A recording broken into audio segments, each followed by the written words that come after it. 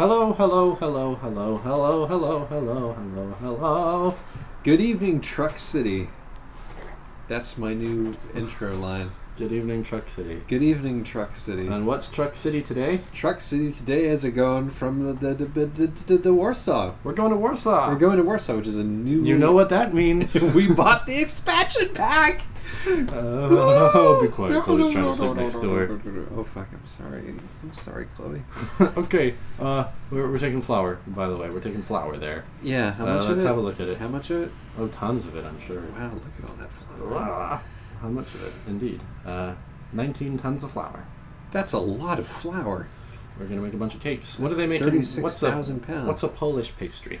A Polish pastry? Oh, God, I know this. I go to Polish bakeries up in Greenpoint like some of the time. What's a Polish pastry? I don't. You know, they sometimes they put like savory stuff. That's Greek. Oh, I was guessing. Baklava. Nah. And Turkish. You know, it's Mediterranean. The Polish stuff they get. These are gonna make dumplings. Dumplings to put in soup. Nothing inside the dumplings, just big blobs of dump. Oh, that sounds good. Yeah, or like they do these sort of things where they put savory stuff, like you can have a cabbage Danish, essentially. Mm-hmm. That's kind of a Polish thing, a cabbage or mushroom or what have you. Greenpoint is hard to get to. We should go there sometime, though, and do the thing. Have a Polish pastry? Have a Polish pastry, Is pocket full of pets. Is that the thing to do there? Is there other things to do there? In Greenpoint, there's a nice I think there's nice bars guitar there. store. There's some good cafes. Okay.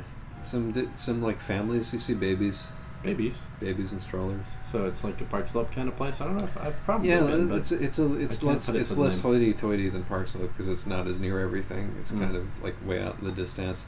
But it is one of them places where it's like it used to be more of like an ethnic neighborhood, and then some folks came in and had families, and there are these warehouses down by the river. Wait, is that all the way? No, it's not all the way south. Greenpoint? Yeah, I'm thinking of Brenton Beach. Greenpoint. I don't know how I could possibly get those mixed up. Russia and Poland? Yeah. Yeah. They're neighbors. Yeah, I thought maybe they would also be neighbors in the city. Oh no! The Poles and the Russians, they don't get along. If Poland cannot be Russia's neighbor in real life, it absolutely would not be. Well, I'm glad we're getting a history lesson on the region we're about to digitally visit. Yeah, exactly. Well, that was barely a history lesson. If you want a history lesson of Poland, imagine a boot stamping on a human face forever, essentially. Poland just gets the rough end, as a general matter, as anybody near Russia does, essentially. They're not quite as badly off as, like, the Ukraine, or Ukraine, as they want to be called now. But, they just keep getting invaded. It's part of being like the crossroads of Europe region right there. They just get slammed by whatever empire happens to be coming through at any given moment. And the people who owned all of the countries that my ancestors came from, the people who owned Hungary and Belarus and Ukraine, the Habsburgs, the longest reigning European dynasty, they also owned the Poles. Well, good. That's good. Yeah. Now we understand. That's what they call the Austro-Hungarian Empire, my friend. Oh my. Right. See, I don't know shit about any of this. My friend, history is written on my face. You just need to gaze in my face. So, what is your face? Here's the anecdote that's going to kick off the festivities this evening. Okay. Thematically. Actually, first, why don't we do a little bit of house cleaning? No. I think we should. Okay, go for it. Guys, ladies and gentlemen, we've just done 2 dive kick videos that featured no dive kick, and we're wondering if we should come up with a different name for that series. So let us know in the comments whether we, the Josh and Isaac of 2 or 3 weeks ago, did come up with a new title for it, and if we think the title is good, then we'll use it in the future. Yep. That you already live in. People are starting to leave comments now, but they never leave the ones that we ask them to. They never leave. Yeah, I know, but I mean... Which is fine. Surely they can leave that one. It would be wonderful if someone would just comment on this video with what new title, if any, we came up with. by the time this video is posted. Yeah, you would. Because I want to know. You would be completing the circle if you did that, and I would feel like I had touched you in some way. Are you talking to the audience? Yes. Don't talk to the audience that way. I can feel like I've touched you something all the time, Josh. Yes, in a sublimated sort of way. You'll get that joke by this point. Yeah, because of the way that time works. If you're not watching our dive kick videos, then what's wrong with you? They're clearly great. Anyway, we came up with some new ideas for the name, like Jive Talk. That was it was Jive Kick, and that was an old idea that Dick I rejected. Dick Talk? Dick Talk. That is a new idea. Dick Talk by Kesha? Dick Talk. Yes. I see the joke. I made a joke. I did. I made a joke. Oh, look, Rosy Fingered Dawn. Gang, we've been sitting in the diner for the past, 5 hours, critiquing the pop music. That's what we do. We basically live in the diner that's a few blocks away from the apartment that we share with my brother and his girlfriend. And we, I zoned out partway through that sentence. I came out of it thinking that you're saying that we own the diner, as a family business. That would be great. If I was the enormous Greek man who talked like, the bear. Yeah. He talks like Yogi Bear. He talks like Yogi Bear. And he is big like Yogi Bear. He talks like Yogi Bear, and he calls his employees pendejo. He does. He does. Because Brooklyn. Yeah. Basically, that's just how Brooklyn is. Yeah. If you ever want to imagine Brooklyn, imagine a boot stomping on a human face, feature that belongs to a giant hairy man calling his employees pendejo. All right. So what were you trying to say earlier before I? We pretty much covered it. Honestly, actually. Okay. I was gonna go with a long story about how we all the time just sit in the diner. Critiquing the pop music because we've run out of things to say to each other because we put all of them on the internet. And that's not actually true. We do it because we love to be snobs in public. Can't you tell? I never assume that anybody's listening to our conversations in the diner. I don't know about you. I assume people are listening to me all the time. Oh, well, maybe no, someone. I'm just kidding. I do it for the waitress is listening to us and thinking they'd better give me a tip. We always tip very well, and that's why the waitresses love us and bring us lots and lots of cold water. Yes, it's nice. Because I like my cold water, as Danelle. I think love might be too strong of a word. Oh, you mean the way that I feel about cold water? No, I mean the waitresses and us, the way they feel about us. You said the waitresses love us. Danelle loves everybody. Yeah, it's true. I mean, she has a song in her heart and a spring in her step at all times. It's astounding to watch. And her hair is new and chic every time I see her. I know, she just does amazing things with it. It's like upswept, downswept, over this, over that. Like, here's the Michelle Obama, and she, beautiful human being who brings me hash. I wonder what happens in her life. We should ask them. We probably shouldn't. No, we shouldn't. Nobody wants that kind of relationship with two dudes who clearly have nothing better to do than sit around and critique the pop music. I wonder if they know that. No. Another of the waitresses who I like said must have overheard us because she told us it was a step up from the Christmas music. I thought she was talking to whoever was in control of the radio. She was kind of shouting that toward the counter while she was giving us our food. Josh, everybody who's within earshot of me and says something is talking to me because I'm the most interesting person in the room at all times. I mean, it's possible that you're right, but she said this? Thank you. Like, she was very clearly thinking. She thanks us for changing the music with our minds. I'm sorry. I'm sorry. No, it's okay. It's nice to imagine that she was trying to get involved in the conversation. She did overhear us mentioning Minecraft off the cuff, and she said that she doesn't understand Minecraft, and I thought about explaining Minecraft to her, but then I thought better of it. Yeah, that would have been difficult to do while still ordering I thought up a 15-second pitch for it. Oh, okay. Elevator speech for Minecraft, go. You understand Lego, right? Say yes or no. I played with Lego as a child. Right, now imagine that, except instead of building a fun little helicopter, you're building an entire Taj Mahal that you can kind of feel like you inhabit. I played Minecraft and I didn't do that. Well, I mostly lived in a pit. That's maybe why you're not playing Minecraft anymore. That's maybe why I'm not playing Lego anymore. Yeah. I've been sculpting lately, though. Oh yeah? Yeah, I've been putting that on Tumblr. I've been making little sculpey critters. They're kind of fun. I wonder what my sculptor girlfriend would say about them. I don't know what Monica would say about them. Probably that I was a dilettante. I'm sure she wouldn't say that. She would probably be very complimentary. Indeed, because Monica is the sweetest person imaginable. But the that actually leads to an interesting thing that I was thinking that we might discuss on this fucking truck video. He said that leads to an interesting thing that he was thinking we might discuss on this truck video. And then I hyperventilated. Which was I was fart for my dreams. God, that ass fart looks a lot nicer than where we're going. Every road looks better from just above. La la la la la. Anywho, so it's about what makes an artist. So we both read this book recently called Leaving the Atocha Station. Leaving the Atocha Station. Leaving the Atocha Station. By Ben Lerner. Leaving the Natwich Station. And this book is about a dude. Now hear me out. Mm-hmm. It's about a white dude. Okay, now hear me out. Mm-hmm. It's about a white straight dude. Okay, all right. It's about a young white straight dude. A young white straight dude writer. Okay. Yeah. Yeah. Okay. I can tell you're excited. Yeah. I've never read a book like this. I know, it's a brave new world in fictive imaginings.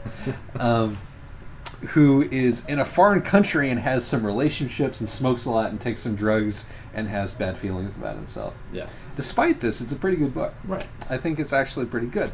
Perhaps I will explain the premise of the book a little bit more wholly. Go for it.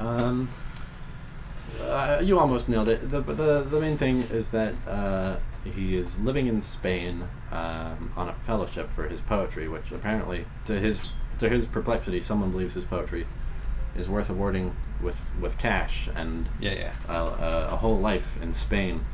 And España. Yes. España.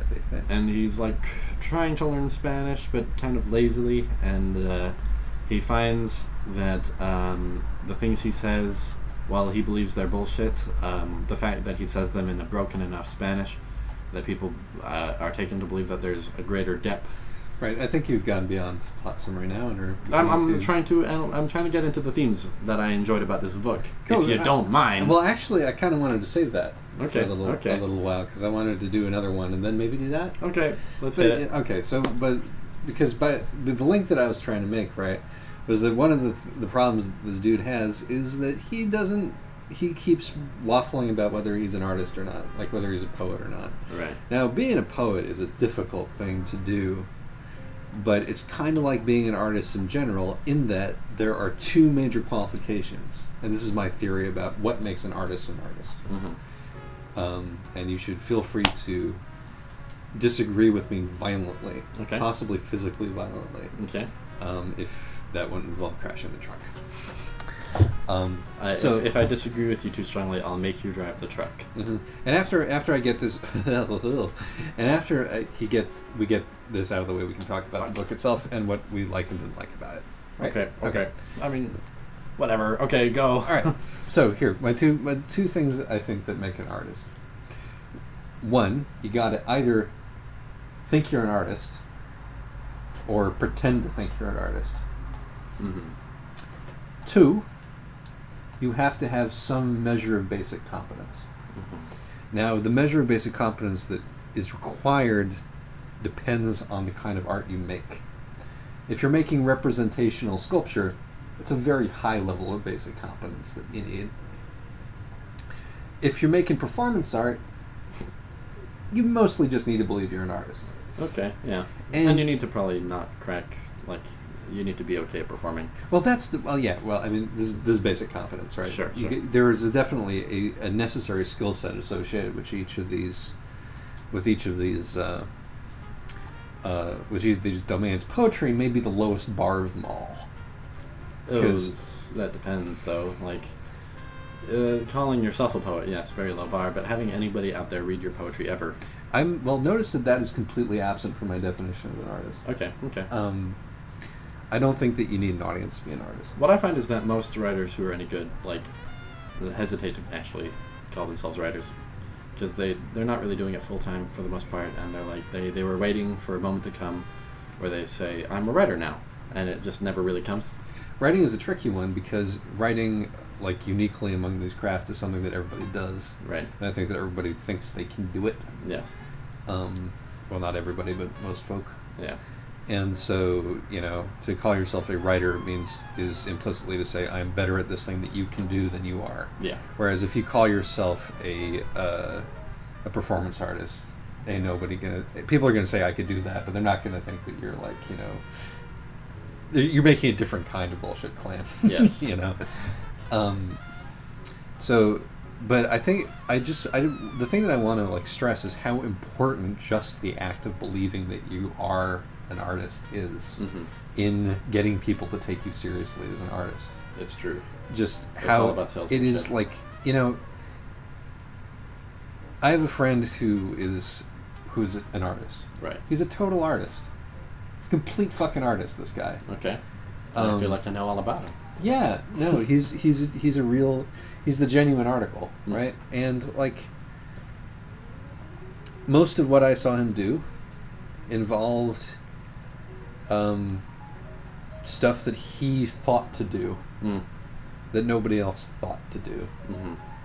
That's art. Yep.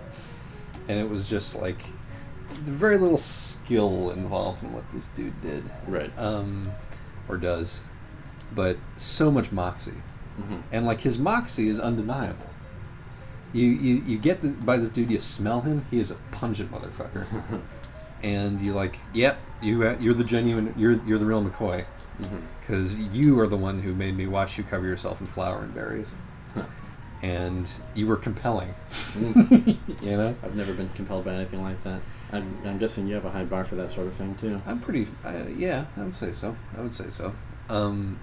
But the fact that he's compelling is so much to do with the fact that he believes that he's compelling and so little to do with the actual content of what he's doing. I mean, let's be careful here. There's obviously more to it than that. Like, lots of people believe that they're compelling and they make complete crap. I never said anything about the quality of the work. Okay, but I'm saying whether you're an artist or not. You called it compelling. This is what I mean. Yeah, I think this guy is a good artist. Okay. But I think that the secret of his artistdom is the same as the source of any kind of art. Sure. And I think that, like, if you want to be a successful artist, as opposed to a good artist, you probably can't be a successful artist if you don't think you're an artist. Good. Yeah, that's the deal. Unless you're super, super, super fucking talented. Although we have seen that occasionally. This book does kind of question that to a degree. Well, the thing about it is that... So, okay, now back to the book, right? Right.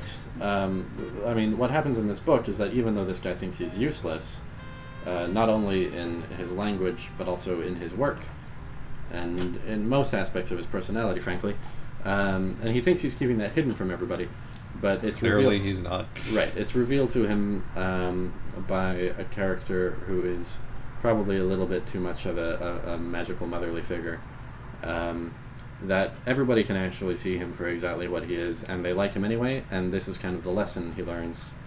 She's kind of literally magical. Literally a magical? She's kind of literally magical. Yeah. She's kind of clairvoyant. Yeah, for real. But, I mean... And, I think that's an interesting message, but that does kind of stand in opposition to what you were just saying. Care to comment? I honestly don't think that's what the book is about. We actually have a slightly different interpretation of the final scenes. I don't think there's actually a character arc in this book. But I mean, certainly after that event, I mean, it seems to drive to the impression that he's going to live a fairly comfortable life in Spain from now on. I don't think that's at all established. So I guess I should say what I thought was good about the book. Yeah. And what I thought was good about the book was it was actually a relatively decent portrayal of a dude who has bipolar disorder. And like it was not strident or blatant about it, and it was used to further the goings on rather than being the focus of the goings on. Right. But his manic phases, his depressive phases, his medication, his like guilt, and his the way that he made up essentially fake illnesses and problems, but was actually sick. Right. The way that he didn't think he was interesting enough, and so he made up ways where he was interesting that obfuscated the ways in which he was actually interesting, we're all like, I think, a nice sympathetic portrait of a kind of a douchebag who, you know, is suffering from personality disorder. Right. And I think that he does not. I think that, like, in the end, that there is, I think, something that buoys him up and calms him. The fact that he doesn't eat his anxiety meds at the end is interesting, and I think that that is more to do with it's less to do with the fact that, you know, it's sort of revealed that people know that he's a fraud, or, you know, quote unquote, that people like him anyway. Then it has to do with the fact that his work has actually been published. There is. Because that happens over and over again. People keep finding him out, and he keeps confessing, and people keep finding him out, and he keeps confessing, and it doesn't really change anything. I mean, it appears to change things, and the very ending definitely attempts to, or at least, I mean, maybe it's kind of a ruse, but the ending is definitely in a different tone from the entire rest of the book. No, it's in the same tone as it was during his first hypomanic fit. I don't remember that part. The bit where he starts taking too much medication and stops being able to feel anything. Right. Okay. Well, I guess what I'm saying is, regardless of the hypothetical trajectory that the character will follow. Yeah, after we're getting ending, a little bit diverted here. Yeah, go ahead. Yeah, I guess what I'm saying is that regardless of whatever hypothetical trajectory this character will follow after the ending of this book, it's very possible that he will break down and go back to his older patterns. I mean, that's what most people do in most situations. Yeah. But, you know, I still think it's purposeful that the book ends where it does. It seems to kind of say that even though there's a possibility that this character will end up relapsing, what he has in mind in this moment is, if not useful for everybody, then at least a positive thing that, you know, that is worth bearing in mind. Which is that people like you even though you're a douchebag. Right. If people are around you, then they're making a conscious decision to be around you, and you probably can't hide your personality from people as much as you think you can. Yeah, it's a pretty small idea for a book like this. Sure. Yeah. I mean, I would hardly say it's the only idea in the book. Right. But like, sort of. But this actually relates to what we were saying, in that, to the extent that he managed to settle in and settle down into himself, that's about kind of accepting his role, and accepting in a way that his role is completely unmoored from the quality of his work or what his work is about. That just the fact that he is doing this in this group is the key thing. Yeah. Which is which I think one of the sort of the hook of this book is that while he's in Spain, the Madrid bombings happen. Yeah. And it completely misses him, essentially. It doesn't affect him at all. Right. It's as a footnote in the book, and there's this nice little symmetry with another personal tragedy that is described that is just sort of like becomes fuel for him briefly and then vanishes. Yeah. Because this is how we are. Yeah. You know, if we're not actually personally affected by these things, you know, it comes in, it comes out. Right. And I think that like part of, you know, the thing that he's aware that, like, the vanity of thinking that he can actually comment on Spanish culture and, you know, have a meaningful dialogue with it in that intentional way is revealed as a travesty and a falsehood. He knows it is from the beginning, and by the end, like, he hasn't become convinced that he can do it. Right. He's just sort of.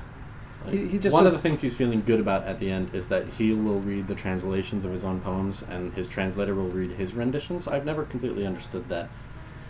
He's proud of being able to speak Spanish. Okay. Fair enough. He thinks that it gives it a certain je ne sais quoi when he reads it. I mean, I maintain that he's learned nothing. But the... Don't do that. That must be really loud. Oh, you're right. I'm so sorry if you just heard a sound like me squeegeeing you. Hey, my space trawler commemorative glass is in here. Yeah. I wonder how long that's been in here. Years. I only got it a month ago. What kind of time warp is this that has consumed a total of 6 of our drinking vessels that I can see? As we established at the beginning of this episode, we exist in a timeless medium right now. Indeed, a timeless medium full of glassware. Mm-hmm. Anyhow, art.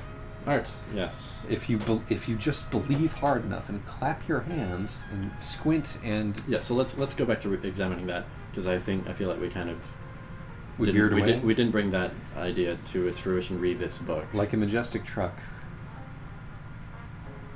You need to get up to speed before you can activate the cruise control. That's a joke, son. That's a callback for listeners who have been with us from the very beginning. Anyway, continue, please. So, okay, let's just treat this book as a text to examine regarding that idea. Does this character, by the end of the book, believe that he's an artist? I think so. Yeah, I think that may be the deal. The thing that changes for him is that he understands that he is a poet. Mm. And do you agree with him that he's a poet? Yes. Okay. And because a poet, by definition, is somebody who thinks he's a poet and writes poetry. I see. Yes. But it is interesting that none of his poetry in the book is ever he is granted the right to have interesting thoughts that are fun to read. Yeah. But the poems he derives from them are not so great. Yeah. Which I think is a great touch by the author of the book, incidentally, and I think the author of the book happens to be a good poet. Yeah, and he makes this dude a less good poet, right? Or a young poet, maybe. Yeah, maybe his younger self, since that's essentially who he is. Because here's a secret: writers who write about young white male writers who are young white male writers themselves. They're writing about themselves. Right. This is kind of why I figured the ending of the book was positive. I kind of felt like this is probably Ben Lerner describing the moment he started to feel like a poet. Yeah, good for Ben. It doesn't make me like him very much. Yeah, sure. But that's not the point.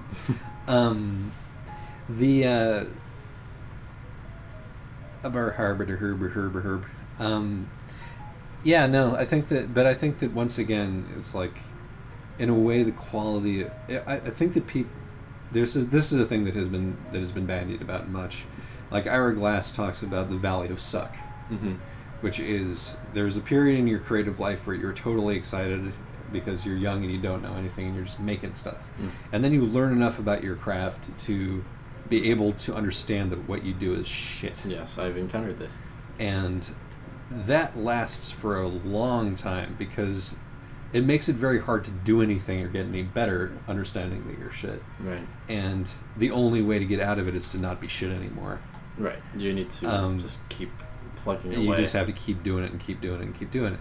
And so the only real way that you get there is by acknowledging that either acknowledging that being shit is okay and that happens, or become very invested in your writerness. Yeah. You know?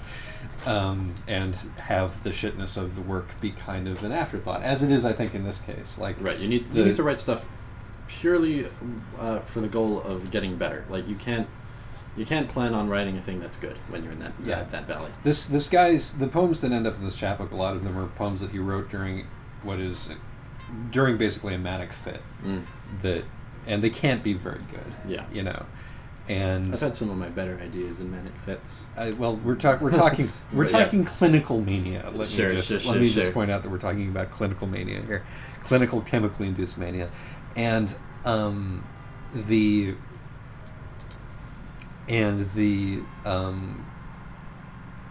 you know, you really think that your ideas are good when you're in one of those places, but the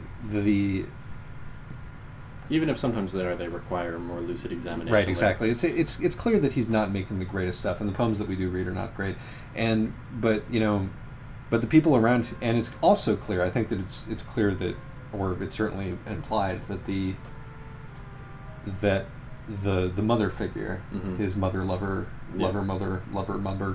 sublimation. What's her name? Teresa. Teresa. I think it's Teresa. It's Teresa. Yeah. Is putting more into she's once again reading into the imperfection of his work and putting more into the translations of the work that is actually there because she's a poet herself. Right. And probably a better poet than he is, although we never see her work. It's possible. Like, I often wondered if we're supposed to come away from that book with a feeling that everybody around him is being generous about his work, or whether they actually see a potential which actually exists in the work. Well, we also saw both. them being very complimentary about the dude that he thinks is absolute shit. Right, but I mean, that character thinking that someone is absolute shit is hardly Yeah. reason to conclude Well, that it's he's a genuinely bunch shit. of unreliable narrators here. Yeah. Gosh, yeah, I don't think that we have enough information to include that, but I think it is certainly implied that that this whole thing that he has where, they're actually, because his Spanish is a little flawed, they're reading into him. We're led to believe there's a little truth in that. We're also led to believe that there is less truth in that than he thinks there is. Right. But the point that I was making is that it's clear that the poems aren't very good, and it's clear that that's not the point. Yes. Subjectivity of art is kind of a big theme in there, perhaps. Mm-hmm. But let's talk about let's jump off from that thing you said about the Valley of Shit, because I'd like to. That is what it was called, right? Yes, I believe that the Valley of Suck is what I called it. Okay. And Ira Glass may have called it something else entirely. As I walk through the Valley of the Shadow of Suck, I took a look at my life and realized it's a tiny duck. Okay. Yeah. Yeah. Because I feel like I'm in the difficulty period that comes right after that one, which Oh, I see. which is that I'm able to look at my work now and think, there's still a lot of room for improvement here, but it's kind of good. Yeah. There's some good here. D's. But then I completely ran out of any confidence in anything I want to write about. Yeah. This is very much related to this book as well. Yes, I confronted my perspective as a young white writer, or a young white wannabe writer, and realized there's too many books about that, and all the things I wanted to write about were things other than that. Right. Like the last foray into fiction I made was about a pair of lesbians, and we talked about that before. We did indeed, Astro. I decided I don't have anything enlightening to say about this. And I guess this is something I'm continuing to kind of struggle with a little bit. Mm-hmm. Even though I've started to encounter work such as Leaving the Atocha Station and older adventure novels about white imperialistic sailors that I'm enjoying and getting a lot out of. Well, they are for us. Yeah. Yeah. There's no reason that we should fail to enjoy them out of some sort of moral purity, like a puritanism. Right, but it's also, it's not just a puritanism though. It's also just the boredom of repetition. Yeah. And I would rather, if possible, not be a part of that feedback loop. It's true. But I don't know if there's any escaping it. Is there any escaping it? I think we're the writer who is asleep in the next room, who I hopefully didn't wake up when I was shrieking like a child earlier, has her last play was not about being. She's not Lena Dunham, Right. Her last play was not about being a young female playwright in New York. Her last play was about nuclear scientists in the 1950s. Mm. And while themes that are in our lives were in it, as they always were, they were not the thing and the whole of the thing. Her next play is apparently going to be, I have a lot of questions about this, but her next play is apparently going to be about two Native American women sort of fleeing across the country. Really? Yeah, and so... that sounds like a play I'd like to hear. And so it's it's clearly possible to it's clearly possible to write about things that you haven't personally experienced, because that's what fiction is. Yes. But that sounds like it's going to be examining political themes that she has no stake in. Is the tricky part. Well, and so here's the diggity deal, right? Mm-hmm. There are ways in which you can be God, there's so many deals about that actually that I'm having trouble deciding which one to do first. I think the main thing is something that I've said before, which is that it's the. I think we're in the new stuff, by the way. I think this bridge, yeah. is let's watch for the difference, guys. That's a Polish flag. It's the Polish border, guys. Oh my god, I could just pee myself. This is like a real border. I know, they don't have any of those in any of the other countries at all. Mm. I guess they wanted us to get our $13 worth.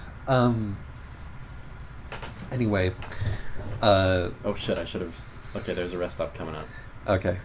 Has he been snoring over our conversation for like the last half hour? He probably has been. Fuck. It always makes me feel so bad when that happens in the playbacks. It's just like, you're right, computer man. I am tedious. Oh god, I was saying the deal. I was saying the deal was that the way that you as a writer can overcome this feeling of like not having a stake or not feeling like you have any right to speak about issue X, Y, Z, or B is by doing the work. Mm-hmm. Have I made a mistake? Maybe. Are you in the wrong lane? It kind of looks like trucks can't get through here. Or, I mean, I don't see why, but there's no icon to express that I can pay. Oh, boy. Oh, shit. Okay.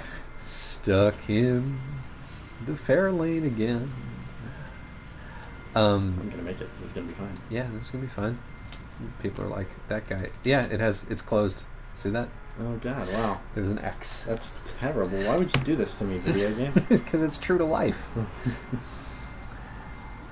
People are all the time doing that. You should probably just completely run over that cone. I have a feeling it's invulnerable. Oh, no, it's not. Okay. Here we go. I'm not used to this game having physics. Okay, this might be a little tight. Oh, it's just flour. Yeah, please talk about the deal. Okay, wow, back to the deal. Okay, yeah, no. So the antidote to not feeling like you don't have a right to talk about what you're talking about is doing the research. Yes. And you were talking about one of the things that you liked about the Master and Commander book and books is that they are meticulously detailed. Yes. That they have that granularity of fine detail about them. You know. I'm having trouble finding the actual parking space here. Maybe this is it. Maybe you're in it already. I hope so. This looks like it should be it, huh? That white line, right? Yep, yeah, you're there. Okay. You're there. Let's. Wait a minute. I can't take a deep breath to snore. That's not how that works. We made it. It's night time again. Anyway, doing the research. Yes. Is the point. Okay. Is that you got to be confident that you know enough about the thing that you're trying to talk about, that you know like the potential political consequences of the points that you're making, you know the state of the discourse about it within that group, right? That you're able then to speak freely about it. And there are still those who would claim that lacking the emotional authenticity of first-hand experience would detract from these books. Yeah, I mean, under pretty much any circumstances, I'm more likely to read a novel about the experiences of a young woman in the Caribbean by a Caribbean woman than I am by a white man. Right. But that, you know, there's also like the field of expression is wide. You don't necessarily. There are other forms of literary value. Yeah, and you don't necessarily have to delve into, you know, the specific experiences of an ethnic group, not your own. Right. In order to make this work. Yeah. But you know, I think that it gives you another bar to clear. It makes it like more questionable and more challenging than it would otherwise be. See the bit about Araki Asusada in the last one, like that those poets, you know, got a pass initially because of their pretended authenticity. That was 2 episodes ago. He's talking about the fake Japanese poet. Yeah, that one, which totally wasn't the one that we recorded before this one. But ooh, God, those Polish signs. Yeah, this is a little bit higher effort than the main game, isn't it? It really is, because they had a budget. Yeah. I'll betcha. Yeah. It's funny how when we go into like Far Eastern Europe, things get higher res. That's the opposite of real life. Yeah, Far Eastern Europe has such a low draw distance in real life. I know, like you can such muddy textures. You can totally just clip through the people there. But Oh, fuck. Yep. Well, I kind of lost that sentence. It's We have a gone now. fair amount of episode to go. We better get back on the ball here. No, it's okay. We got more subject matter. Just Yeah. not that particular subj. And so, like, so I encourage you to and the problem with doing this is that there's a skill set involved in doing that research, and like it takes labor. If you don't want to develop skill sets as a part of being a writer, then you're in trouble, mister. Okay, well, that's clearly not what I meant. I know. I'm talking to the hypothetical person who listens to that and goes, "Aw, Oh, work. That sounds like work." yeah." That's totally the fanfic problem, right? The biggest issue with fanfic is did not do the research, Yes. like up to and including how the human penis works. Oh my. If you've never if you've never read bad fanfiction, it's totally an experience. If you've never read good fan fiction, That's may I direct you? I did not mean to imply that there was not such a thing as good fan fiction, because there totally is. Let's talk about the value of fan fiction. Oh, we haven't talked about that yet, have we? And No, it's one of the first things that we really. That was one of our things that we bonded over. Yeah, exactly. Why don't you take point on that one? Closer to your heart than it is to mine. God, but I don't know how much of my heart I want to reveal on this one. Oh. Perhaps we shouldn't talk about this. Oh, no. Okay, well, let's see. The funny thing about fanfiction is that everything is fanfiction, and not a lot of people realize this. Probably everybody listening to us right now already realizes this. Yeah. We're probably about to be really tedious, aren't we? Maybe. Probably not. No, yeah. All work is derivative. Everything is a remix.com. Go look at the fucking web Everything series. It's pretty Bible stories, the Joan of Arc, Frankenstein, Sherlock. Who's that guy who did Homer fanfiction? Matt Groening? No, the one. Oh, that was a joke.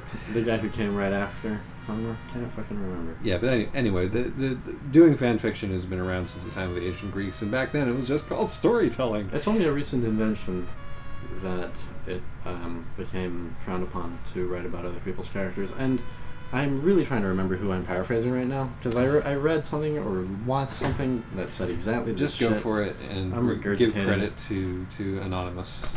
Yeah, thank you, everybody. for Everything's saying a this remix, already. Josh.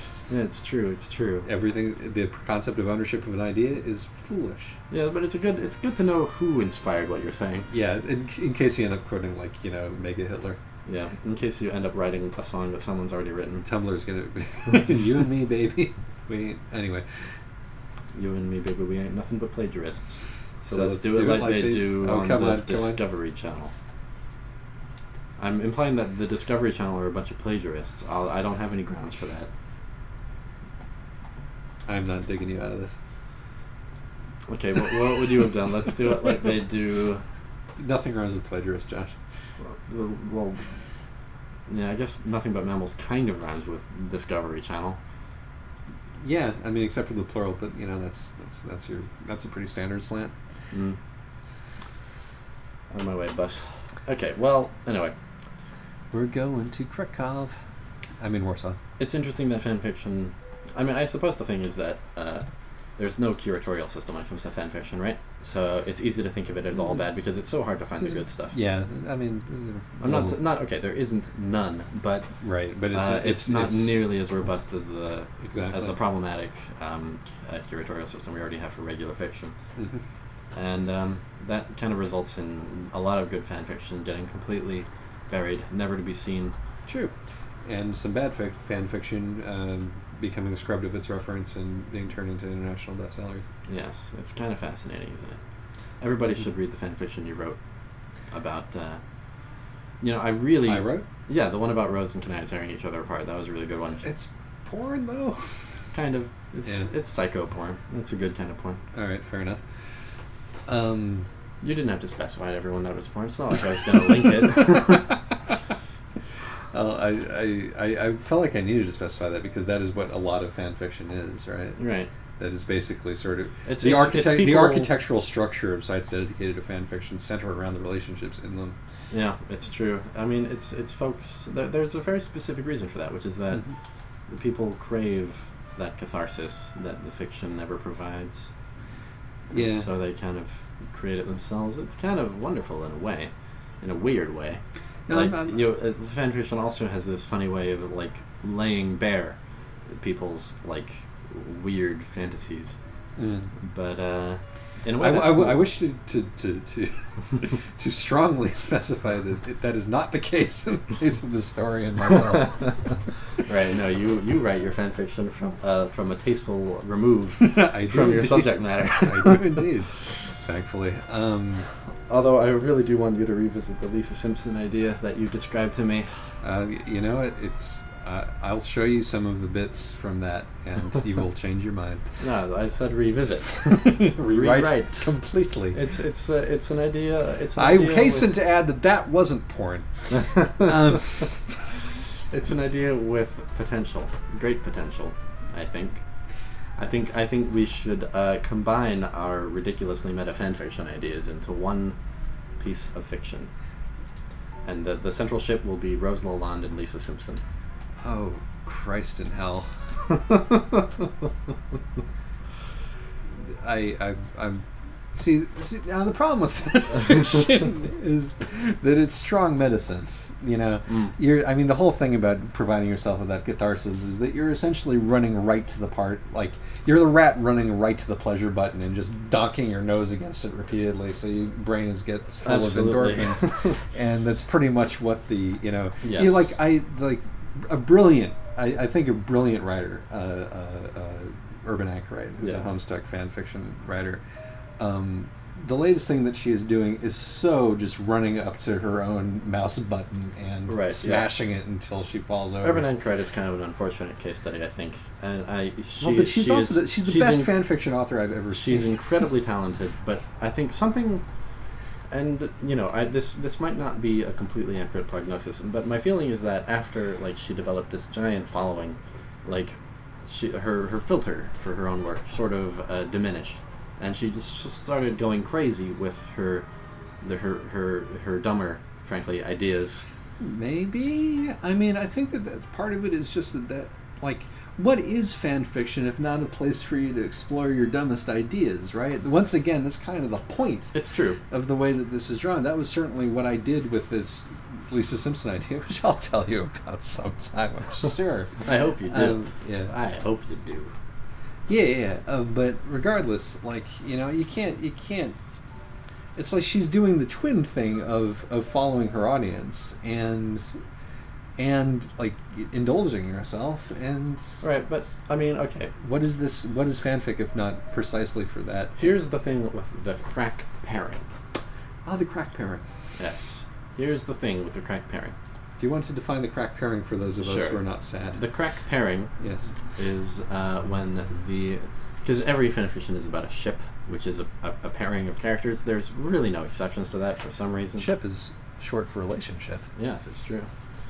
And it also lets you create all these funny "I will go down with a ship" jokes. Yeah, there's a whole lot of ship jokes. Yeah. Anyway, they've kind of faded away now because all of them have been made. Yeah, that's true.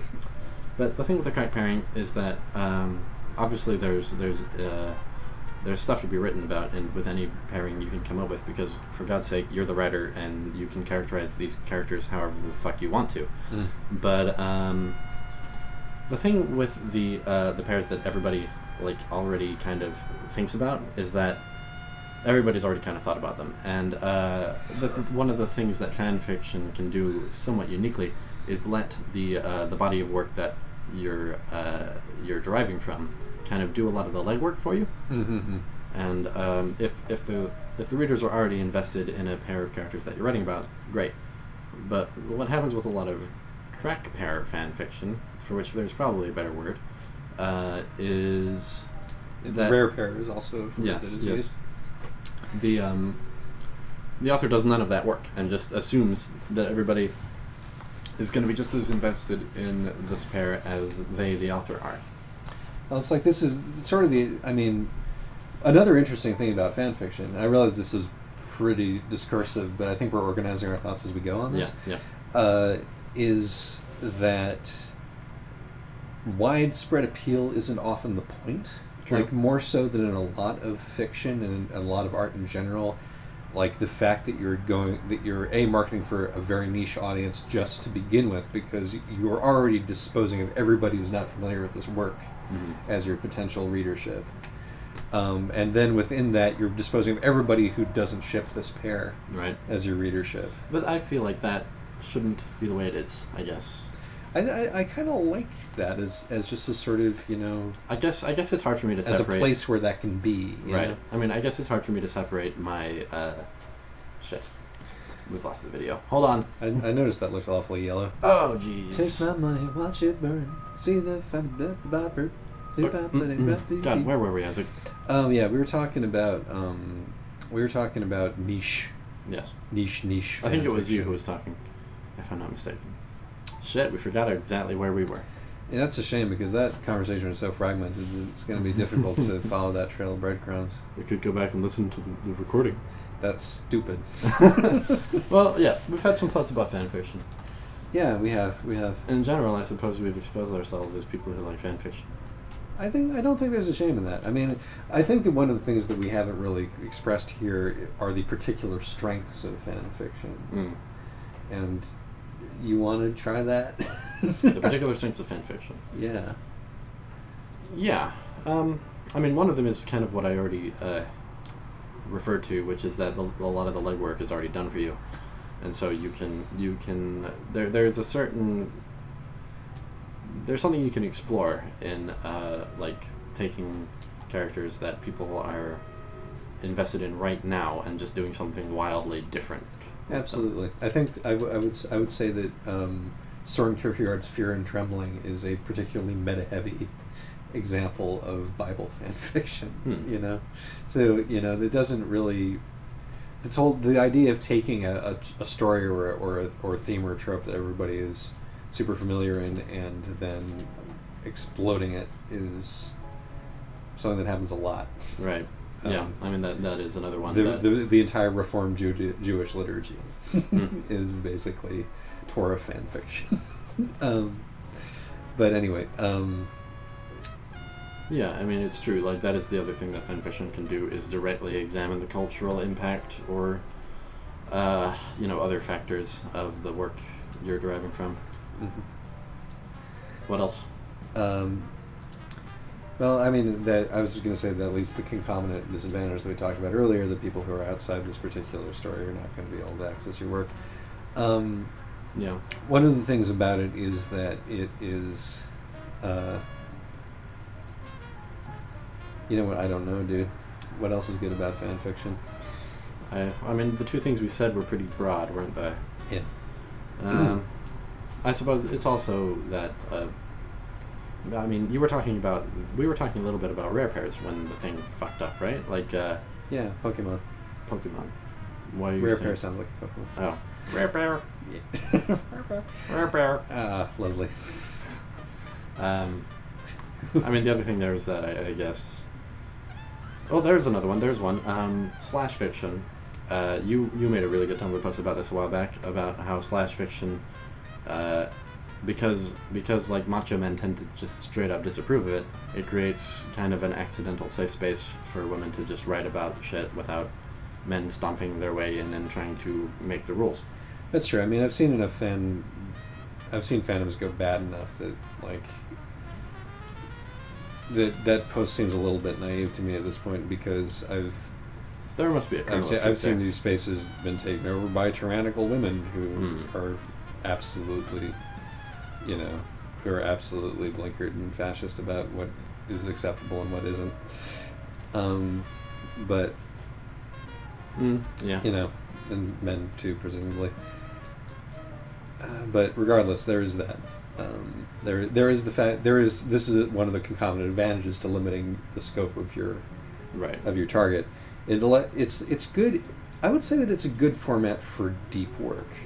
Weirdly enough, it's a good format for putting across an idea that is going to take some effort on the part of the reader, and that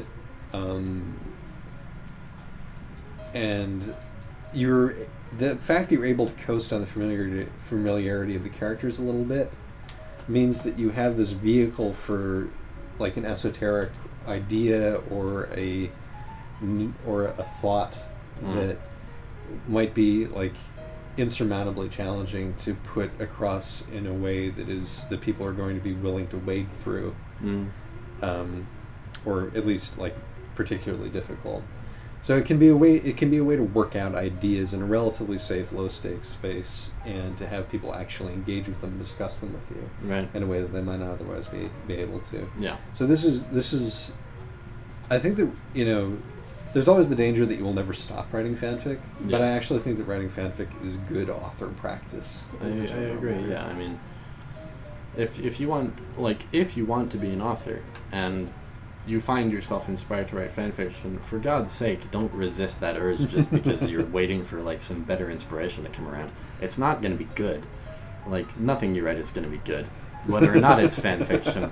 And it's being fanfiction isn't going to make it any worse. Yeah, it's like you will learn. I mean, people who are deep into fanfic can learn some bad habits, but as a general matter, like just the putting a sentence on top of another sentence on top of another sentence in a paragraph and getting your shit across and and countering criticism. It's a great way to get people to read your work. Yeah. Let's just put it that way. Like, if you write a Homestuck story, like if I wrote a story about some shit, if I wrote a story about a turd, if I just took a short story that I written and plonked it down on my Tumblr or what have you, maybe 2 or 3 people would actually bother to read through it. Right.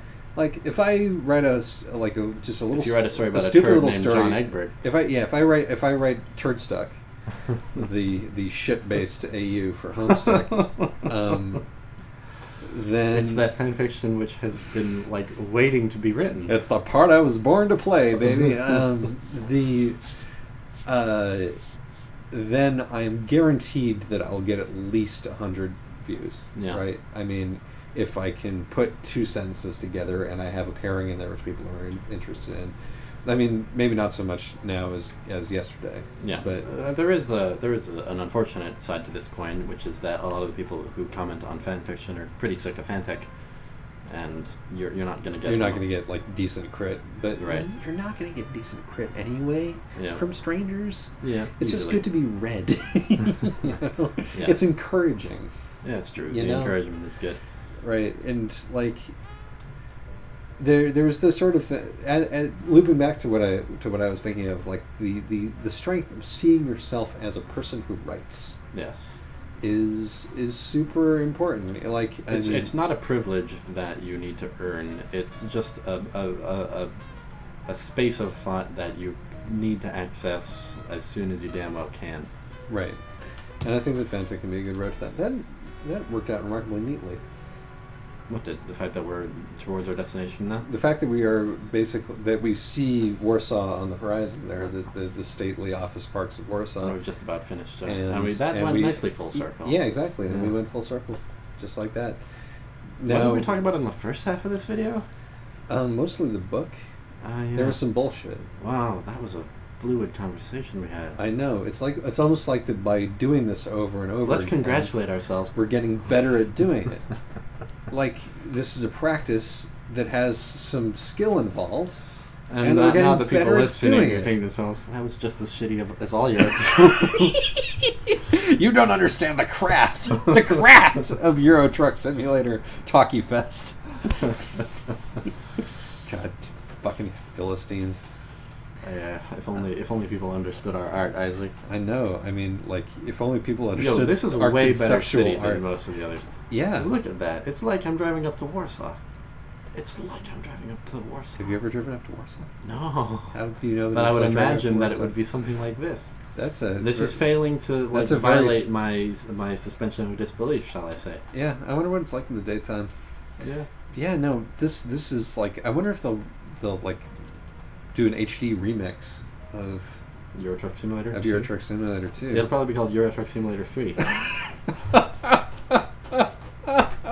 Of course it will. But American Truck Simulator is next in the series, and I'm kind of excited for that one. I want to drive some long noses. I want to drive through. I mean, I want to drive through Death Valley. I want to literally play Desert Bus. Like, don't get me wrong. A lot of the scenery is very nice, but there is nothing like the Southwest United States for pretty ass shit to look at. Yeah. America has those Who's that painter who did those crazy New Age landscapes? You don't know, probably. That's correct. But still, America's got some fucking landscapes. We do. We have the drives that I used to take from Chicago to San Francisco went through some of the most amazing country. There's a reason they used to think they'd found the promised land. Someone thought that. Didn't Christopher Columbus think that? He thought he had found the Fountain of Youth, the Garden of Eden. He thought he'd found the Indies, and that's what he set out to look for. Even so, he thought he had also found the Garden of Youth. He also thought that the world was pear-shaped. The Garden of Youth. The Fountain of Youth was. He on was a top of it. genocidal asshole. Yeah, I know. I'm pretty much explaining to you what a crazy asshole he was right now. I just thought I'd mention it. Yeah. You can't park in that direction, despite the fact that the others did. That's why I'm looping around. Mm-hmm. The others did? There's no proof of that. Their trucks are pointing the other way, though. I doubt there's...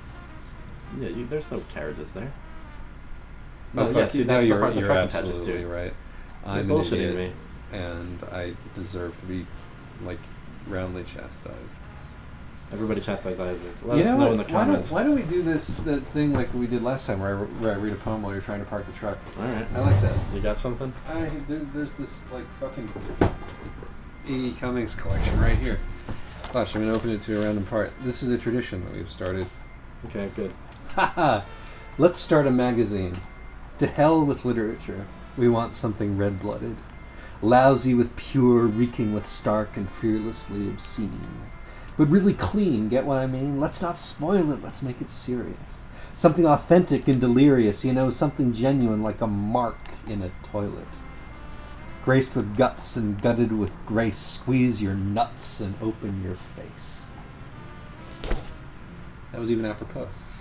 Was it? I wasn't listening. I'm really puzzled about how people park trucks.